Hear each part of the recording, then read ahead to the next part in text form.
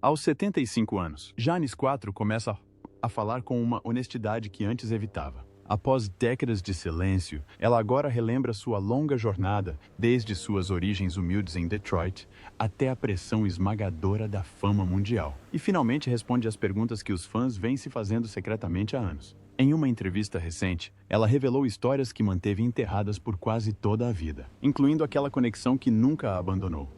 E enquanto ela fala, você ouve algo que ela raramente mostrou ao mundo antes: o peso de tudo que carregou sozinha. Detroit, a infância que moldou a lutadora. A história de Suzy IV começa em Detroit, onde ela nasceu Susan Kay, 4 em 3 de junho de 1950, em uma família que vivia e respirava música. Seu pai, Art Quattro, era um músico de jazz que trabalhava para a General Motors, e sua mãe, Helen, preenchia o lar com disciplina, carinho e um profundo respeito pela arte. Detroit na década de 1950 era barulhenta, industrial, imprevisível e, ainda assim, fervilhava de energia musical, jazz, música clássica, Motown e as faíscas selvagens do rock and roll varreram a cidade, criando uma mistura peculiar de beleza e caos que, em última análise, a define you. Suzy cresceu em uma casa cheia de irmãos, instrumentos e barulho constante. Ela era frequentemente descrita como extrovertida no palco, mas retraída por dentro, escondendo seus sentimentos até mesmo das pessoas da mesma casa, o que levou ao uso do sobrenome da família, Quattrocki, abreviado para Quattro. E nessa casa em Detroit viviam 5 crianças, todas incentivadas a seguir a música. Suas irmãs Arlene e Patty mais tarde trilharam caminhos diferentes. Arlene se tornou mãe da atriz Sharon Fan, enquanto Patty entrou para a banda Fanny, um dos primeiros grupos de rock femininos a ganhar destaque nacional. Seu irmão Michael também se tornou músico. Era um lar onde o talento era esperado, não opcional. Mesmo nesse ambiente musical, Suzy trilhou seu próprio caminho. Aos 6 anos de idade, ela viu Elvis Presley se apresentar na televisão e sentiu algo se acender dentro dela. Uma mistura de choque, admiração e reconhecimento. Ela não queria ser a menina olhando para o palco. Ela queria ser a força que estava sobre ele. Ela recebeu formação clássica em piano e percussão. Seu primeiro instrumento foram os bongos, mas o baixo mudou seu destino. Quando sua irmã lhe pediu para aprender a tocar baixo para sua primeira banda, The Pleasureseekers, Suzy não hesitou. Mais tarde, seu pai lhe deu um Fender Precision Buzz de 1957, um presente que ela ainda possui e usa no estúdio, uma lembrança tangível de suas origens. Detroit forjou sua personalidade forte, mas também deixou sua marca. Suzy admitiu posteriormente que só se aproximou da mãe depois que esta deixou os IUA e se mudou para o Reino Unido, um indício de uma infância marcada por distância, expectativas e pressão silenciosa.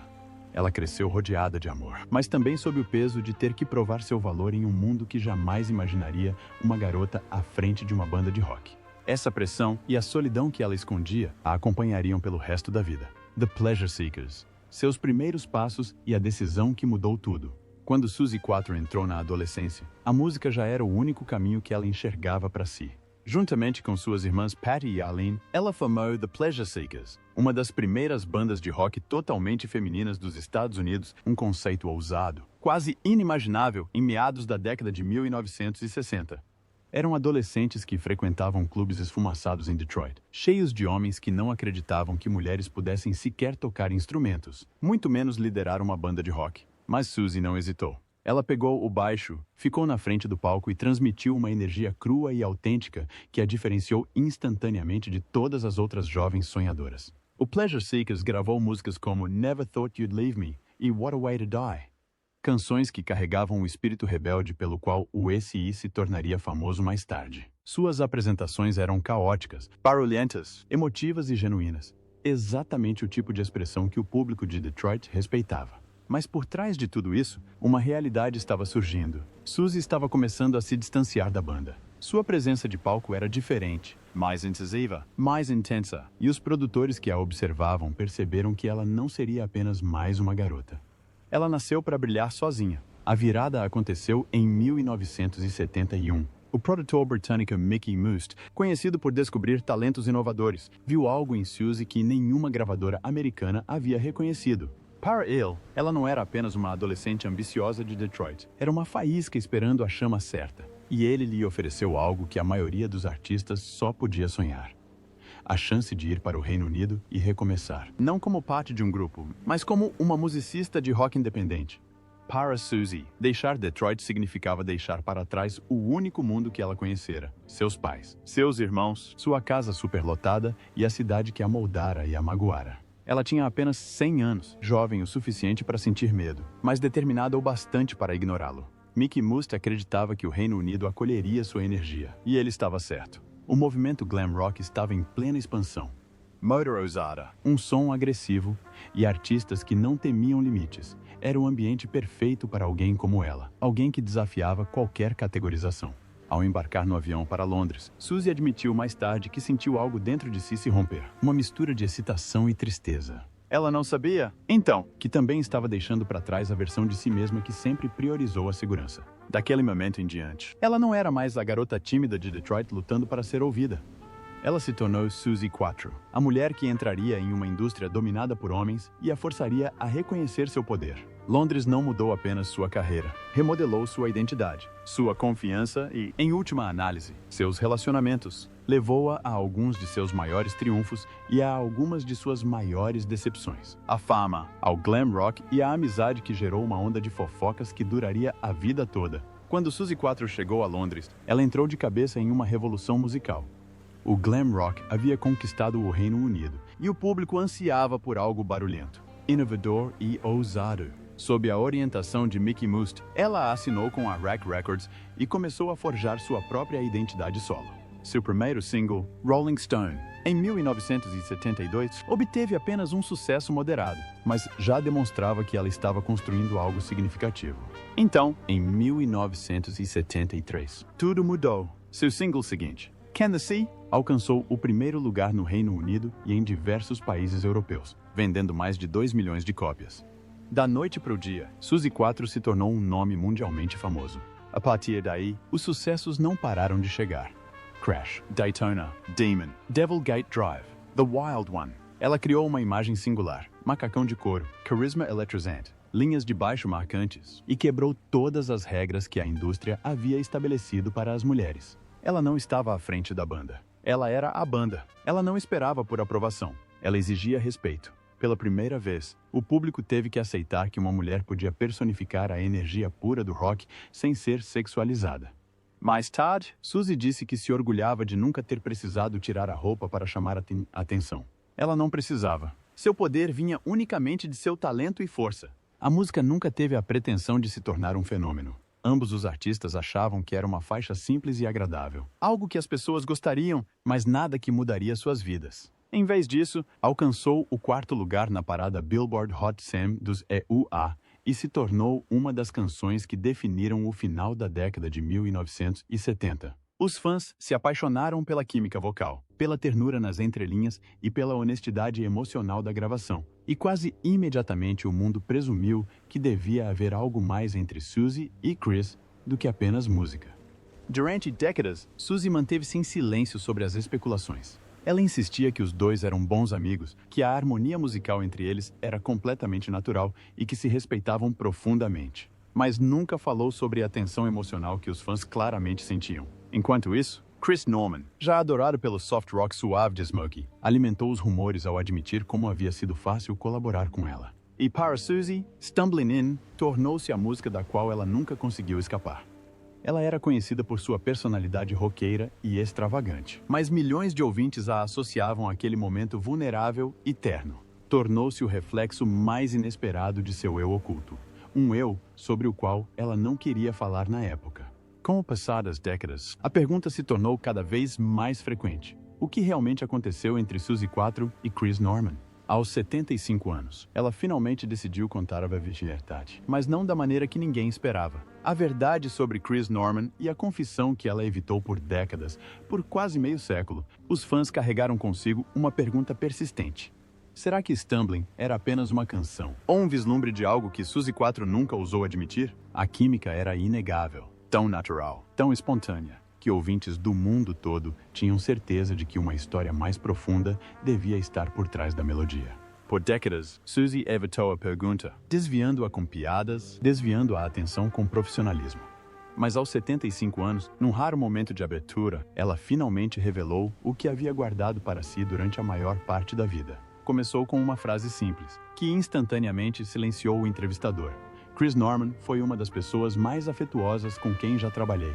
Em seguida, explicou que Chris e Chris eram casados na época, ambos sobrecarregados por carreiras, turnês e expectativas do público. A sessão de gravação de 1978 havia sido estranhamente tranquila.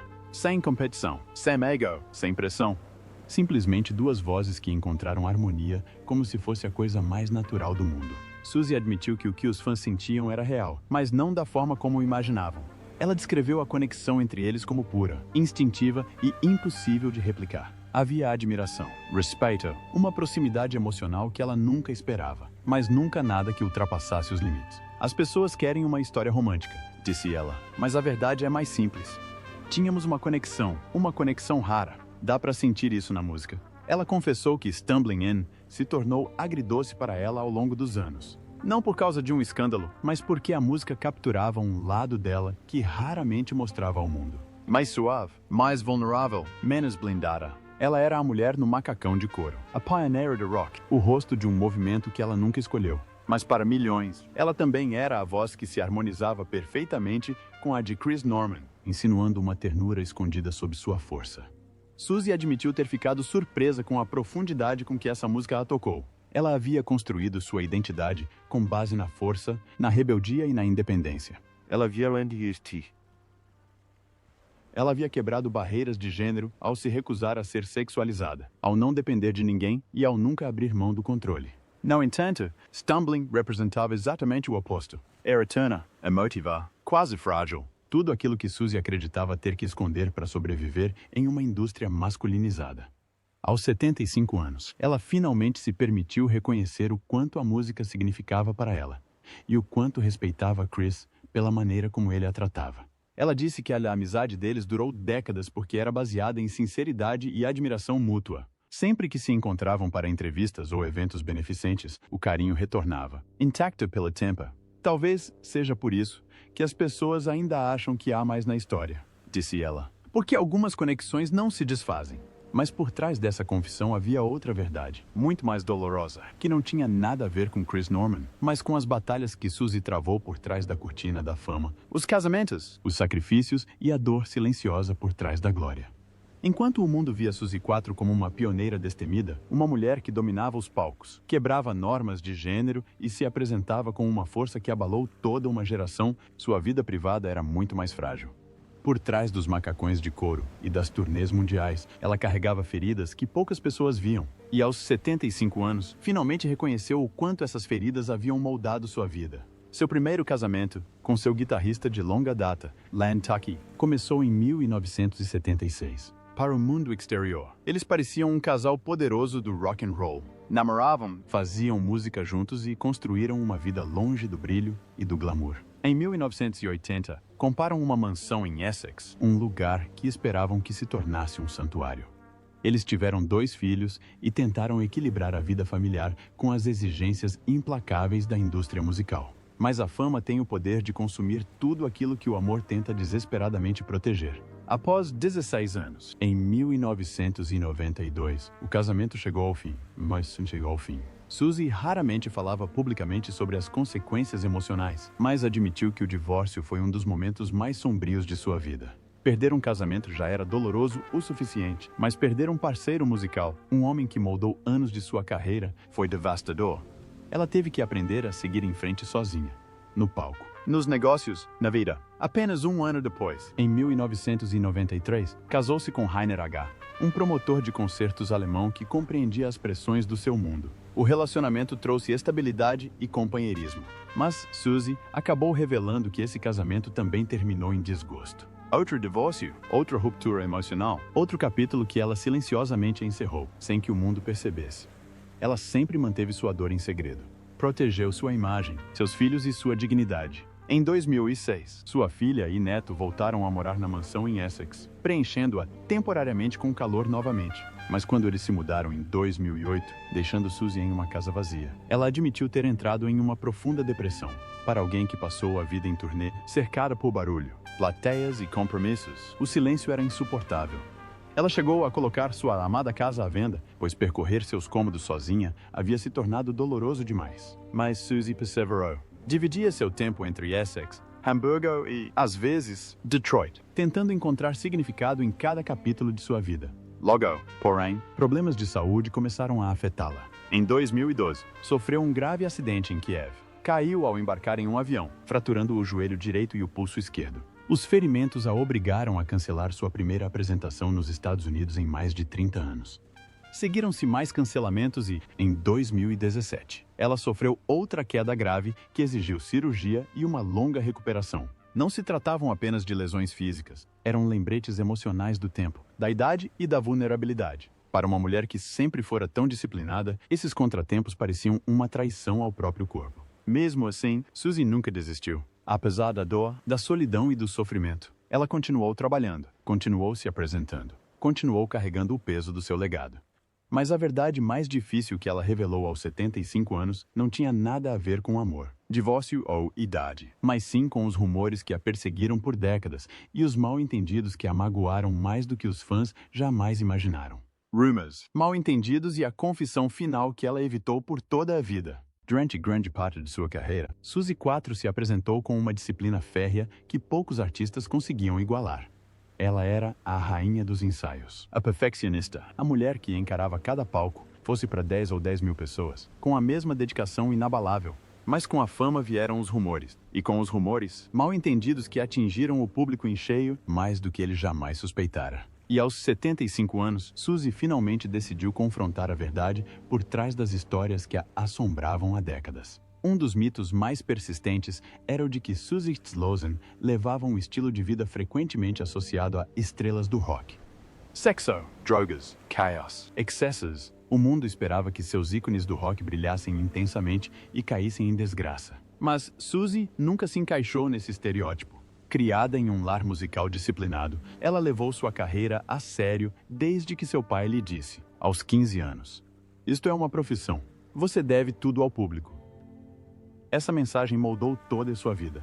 Ela admitiu ter saído para festas ocasionalmente e ter destruído um quarto de hotel uma ou duas vezes.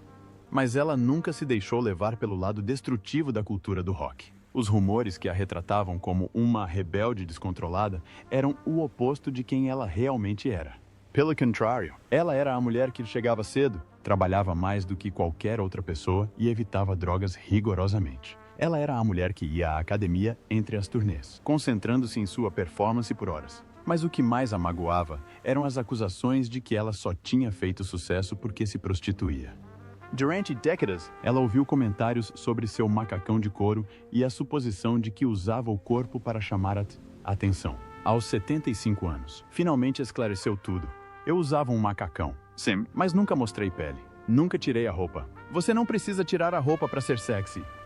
Suzy sempre se orgulhou de ser a primeira mulher no rock a alcançar sucesso mundial apenas com talento, e não por se conformar a uma noção masculina de sensualidade. Ela jogou o jogo dos homens melhor do que eles. Não pediu permissão e nunca recuou. Mesmo assim, esses mal-entendidos a assombraram por anos, minando suas conquistas e ofuscando seus sacrifícios. Agora, ela falava abertamente sobre o que havia mantido em segredo por tanto tempo. Os rumores a magoaram muito mais do que seus fãs jamais imaginaram. Havia outros rumores também, animosidades com outras roqueiras, rivalidades, conflitos, histórias inventadas pela imprensa, muitas vezes com a intenção de colocar mulheres umas contra as outras, especialmente numa época em que as roqueiras eram raras. Um boato afirmava que ela tinha uma rivalidade com Joey, embora Joey tenha dito que Suzy era sua maior inspiração. Outro sugeria um passado romântico com Alice Cooper, apesar de ambos terem declarado repetidamente que eram apenas amigos próximos e colegas. Ela não negou o fascínio do público, mas acabou admitindo que esses boatos a isolaram e criaram uma imagem distorcida de seus relacionamentos pessoais. Então veio o golpe final. Notícias falsas sobre um trágico acidente de carro circularam online, causando medo e confusão entre seus fãs. Aos 75 anos, Suzy abordou a história falsa, não com raiva, mas com cansaço. Para alguém que passou a vida inteira provando seu valor, a ideia de que estranhos pudessem declará-la ferida, morrendo ou morta, a atingiu com mais força do que ela havia previsto. E então, com a respiração presa na garganta, ela pronunciou as palavras que ninguém esperava. Depois de todos esses anos, percebo que o mundo nunca soube realmente quem eu era. Não era uma reclamação, nem uma amargura. Era a admissão silenciosa de uma mulher cuja vida foi vasta demais, intensa demais e incompreendida demais para ser totalmente explicada. A história de Suzy Quattros é repleta de triunfos, sacrifícios e verdades que ela finalmente estava pronta para compartilhar. Qual etapa da jornada dela mais te surpreendeu? Conte para nós nos comentários abaixo. E não se esqueça de se inscrever no canal, curtir o vídeo e ativar o sininho para não perder nenhuma história aprofundada sobre as lendas mais inesquecíveis da música. M.